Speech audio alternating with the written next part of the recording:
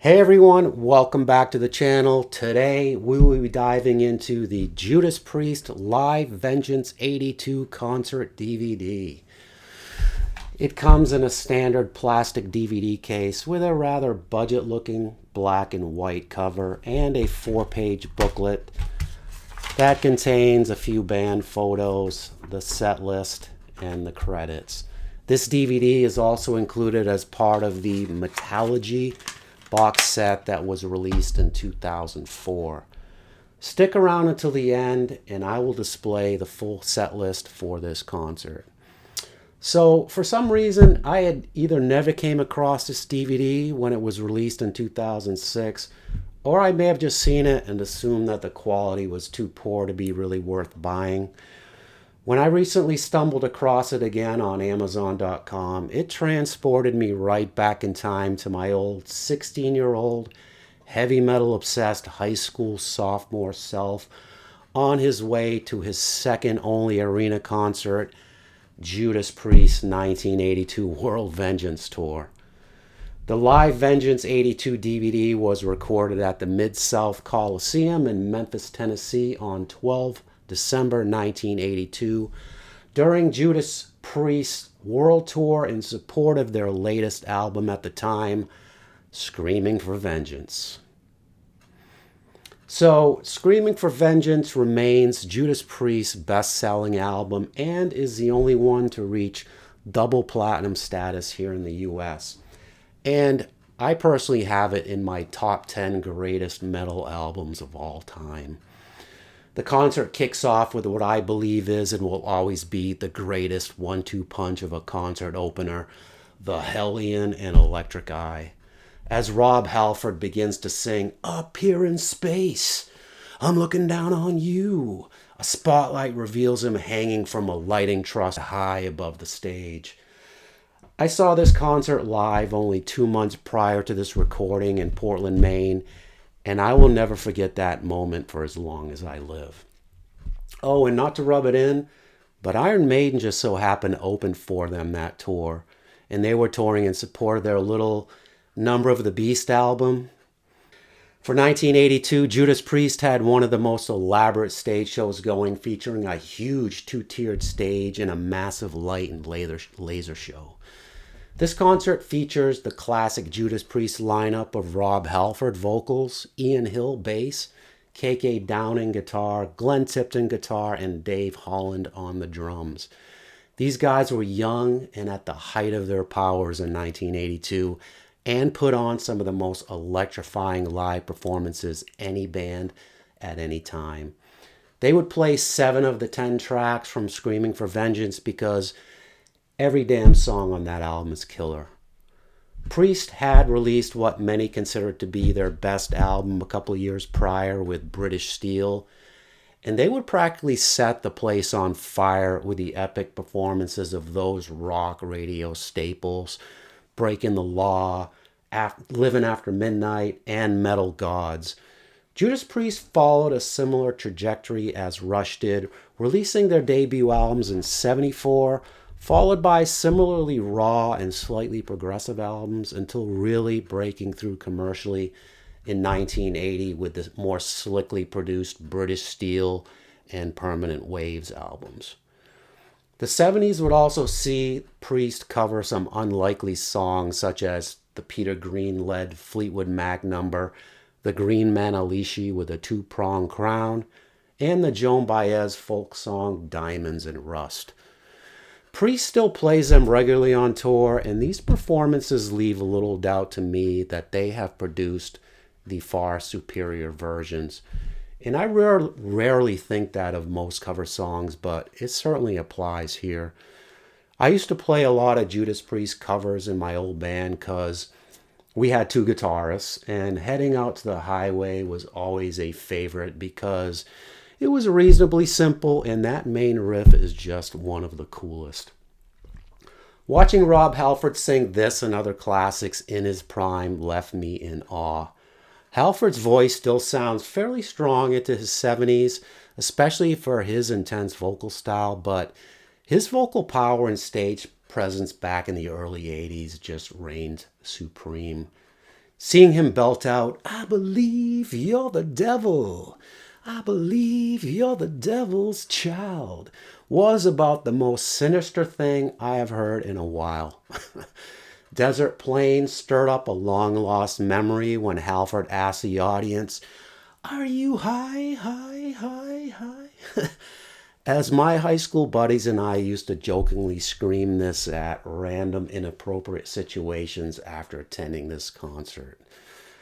I mean, the other thing that really stood out to me while revisiting this concert was just how impressive KK Downing was on lead guitar. I mean, I've always been a huge fan of Glenn Tipton, especially his soloing, but holy hell, Downing simply blew me away with his guitar solos on a couple of these songs. I had never really noticed just how different Tipton and Downing's lead styles are until watching this concert video again. During the Sin After Sin classic, Sinner, Tipton takes the first couple of short solos, highlighting his legendary fluid shredding style, and then halfway into the song, Downing simply goes off the rails. Throughout his solo, I literally thought he was trying to rip that poor little whammy bar right off his little Fender Strat. Yet, it was still musical with a trippy Hendrixy style vibe.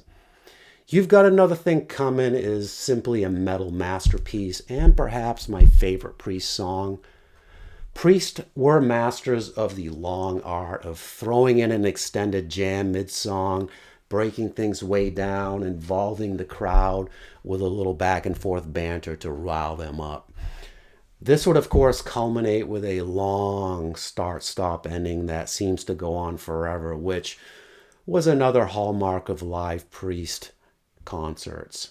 Victim of Changes from 76's Sad Wings of Destiny album is a place to go for that classic raw mid-70s Priest sound.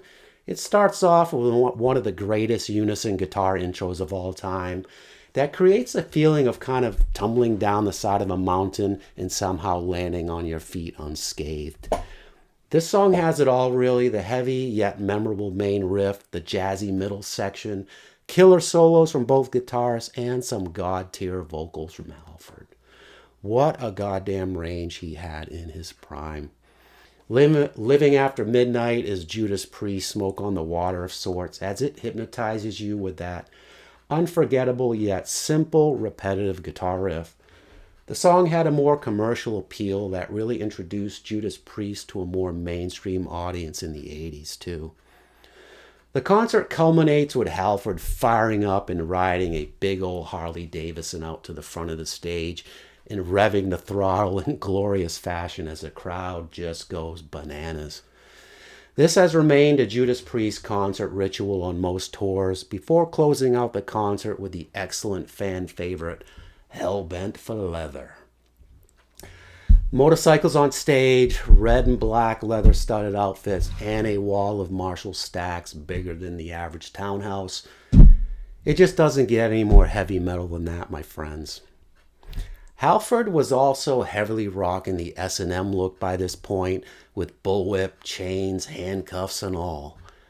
None of us kids at the time had any idea that Rob Halford was gay back then. And when he came out many years later, actually, none of us really cared. He will always be one of the greatest heavy metal frontmen regardless. As for the production of this DVD, the Live Vengeance DVD features two great sounding audio mixes, Dolby Digital 5.1 surround and PCM stereo. Both mixes sounded better than I was expecting, actually, considering that they were sourced from the Judas Priest Live VHS video released in 1983.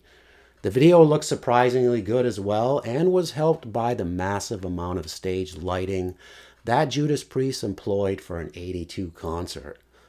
Although this concert was professionally shot using multiple cameras, it does look kind of dated though, and was plagued by a lot of annoying post-production effects such as screen warping and slow motion.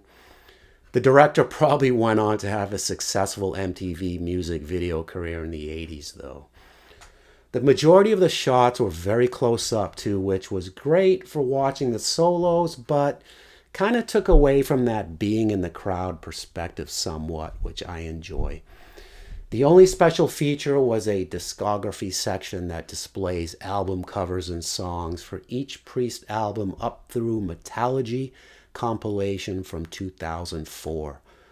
The set list shown here featured 18 songs, of which 7 were from the Screaming for Vengeance album, and the total runtime was about 95 minutes. So as for my ratings of this concert Blu-ray, my overall production rating is a 7 out of 10. And my overall performance rating is a 10 out of 10. Awesome.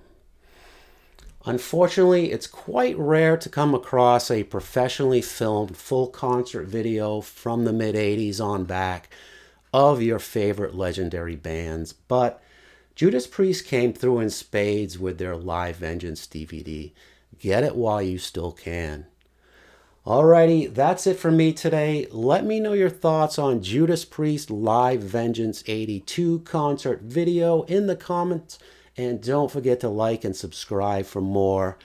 If you could, please support this channel by using the Amazon Associates links in the description for some of the DVDs and CDs I mentioned in the review. Thanks, and catch you next time.